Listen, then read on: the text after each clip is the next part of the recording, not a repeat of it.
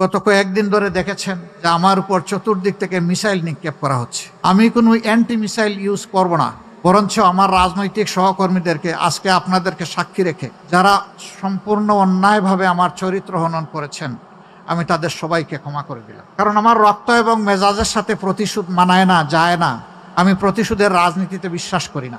আমি বিশ্বাস করি আমি যদি আমার কোনো সহকর্মীকে, বন্ধুকে, ভাইকে তার ভুলের জন্য ক্ষমা করতে পারি, তাহলে আমিও সমাজের কাছে একদিন আমার ভুলের জন্য ক্ষমা আশা করতে পারি। কিন্তু সেই আমি মানুষটাই যদি প্রতিশোধের রাস্তা ধরে হাঁটতে চাই, তাহলে আমার উপর থেকে আরেকজনের প্রতিশোধ নেওয়ার অধিকার তৈরি হয়ে যায়। এই প্রতিশোধ, প্রতিহিংসার রাজনীতি কুরে কুরে আমাদের সমাজকে, দেশকে অনেক ক্ষতি করে ফেলেছে। পিছনের রাজনৈতিক কালচার আর ধারণ করে চলতে চাই না।